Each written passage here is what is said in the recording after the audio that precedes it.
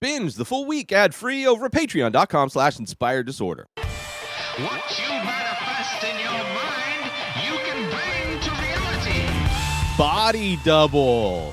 Brian De Palma film from 1984. A film that I had never watched, never heard of until listening to a podcast called Screen Drafts, where they were drafting erotic thrillers. I don't know why I keep trying to call it exotic. They are erotic thrillers, and Body Double is one that on that podcast was well regarded. And I myself am doing a top 5 erotic thrillers list tomorrow. And this was one of the movies that I had never seen and watched, and it was a crazy ride. Like, so good. It's so good. There's like this movie. I mean, one thing I like in movies is when I feel like I'm on a ride, right? It feels like by the end of this film, like I've been through so many crazy things with these characters, like twists and turns. There are multiple twists in this movie, multiple kind of like just things get shaken up. Like things slowly become relevant. Like you start seeing things kind of exposed in this, and it's like, whoa, it's crazy. It's definitely an 80s movie. It's 80s doubt. It's a lot of LA, a lot of Hollywood, even the porn industry in Los Angeles. You're following this actor who's got claustrophobia, and it's messing with his ability to play a role. He's playing like a vampire type of guy. And there's a scene where he's in a confined space and he freezes up, and his claustrophobia comes up throughout this film. It's like this thing that paralyzes him in certain moments where it's not good. It's not good for him to be paralyzed. But the idea is that he's told to go home from this movie set because he can't do it. He froze up, so they send him home, and they realize that he gets cut from this film. He gets home, and he realizes that his wife or his girlfriend or whoever is cheating on him.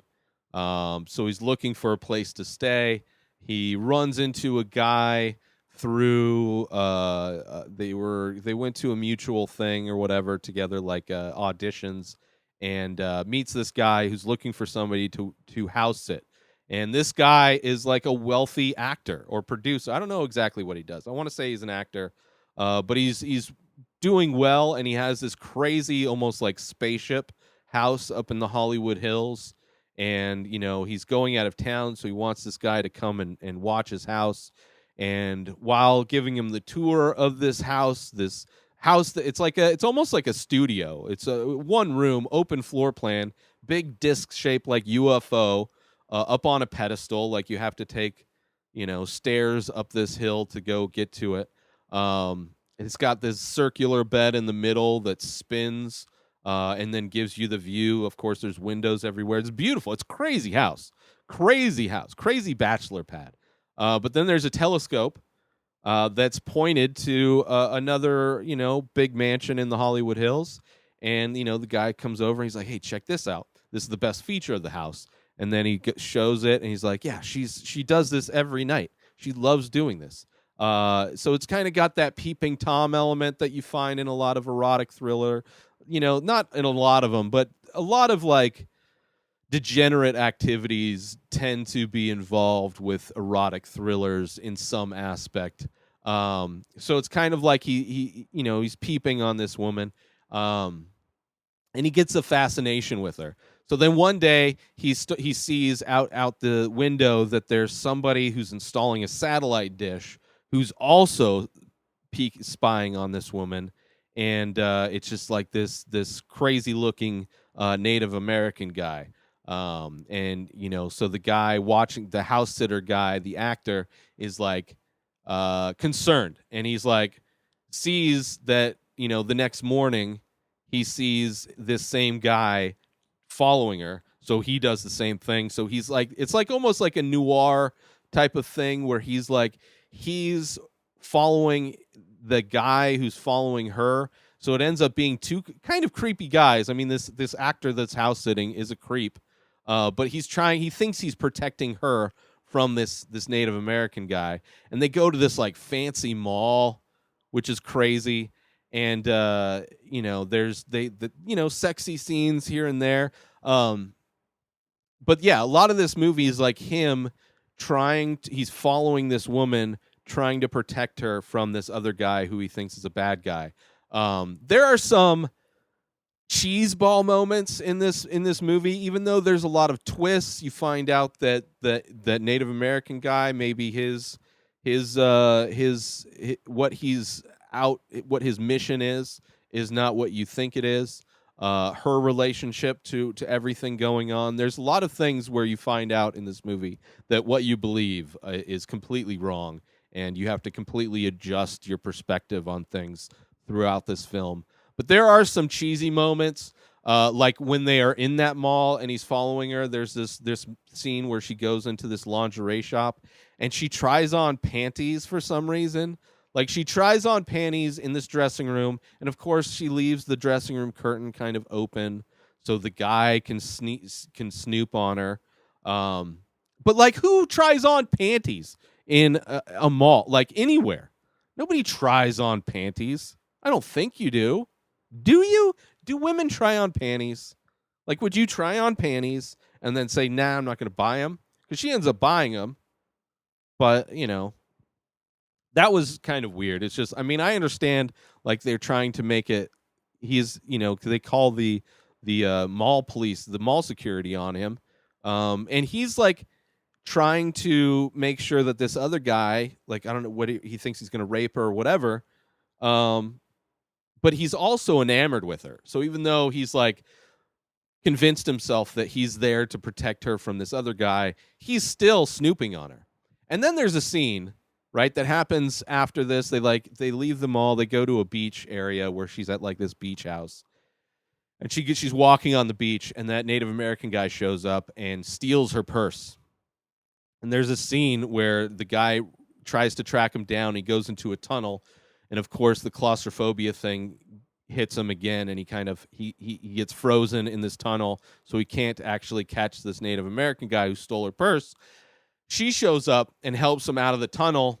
And then there's this, like, out of nowhere, like, there's this kissing scene where it's like he tells her that he's been following her, but she's supposedly married, so she's not. I don't know. It's a weird scene where she ends up making out with him, where there's all of a sudden which doesn't make any sense. And then there's, like, these Michael Bay type spins of the camera around them as they're doing it, which I would imagine happened. Maybe Michael Bay got that kind of camera work technique from De Palma.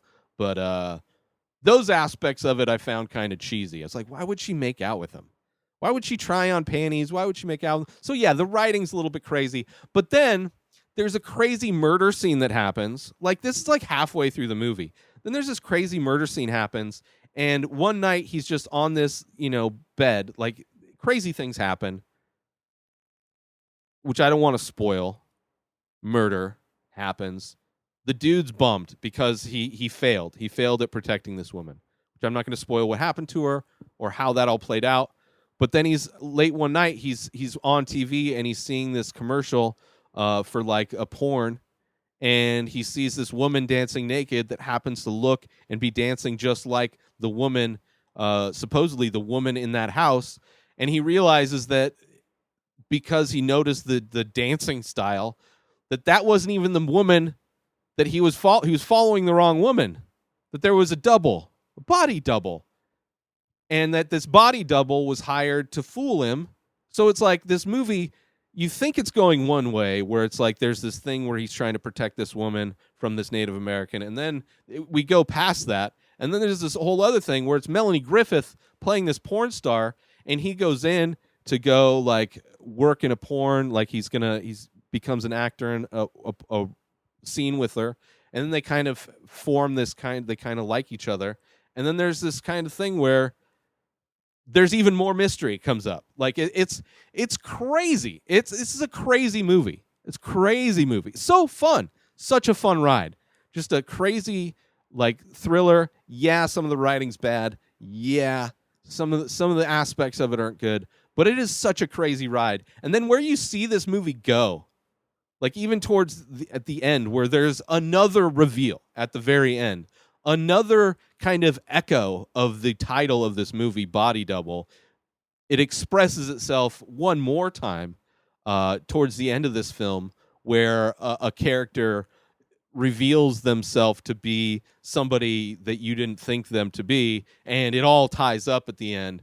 It's so good. And even the credits of this movie are it's basically credits over boobs, which is amazing. I mean, breasts, some people say it's male gazing. I think it's just enjoying the human body, right? First off, sexuality isn't men aren't the only like straight men aren't the only humans that are attracted to female breasts. There are gay women that love female breasts. There are asexual people. There are straight women that appreciate female breasts. There are gay men that appreciate the female breast and the female body, or just the human body in general. I think trying to censor and trying to kind of poo-poo like nudity in films to being like misogynistic or whatever, I think is a very homophobic kind of position to be had, because not only men aren't the only ones attracted to a naked breast. Just because it happened to be a male director who made the film, it's a type of film, it's an erotic thriller. But yeah, it's kind of funny that the credits roll over boob. It's like a scene that you would see in like an American Pie film, you know. But it is what it is. Body Double is a lot of fun. It's a crazy ride all over LA. You're getting to see kind of interesting, behind the scenes. You're getting to see interesting homes. But just it's a really fun, almost like a neo-noir type film with nudity. I enjoyed it a lot. I highly recommend it. I actually bought it.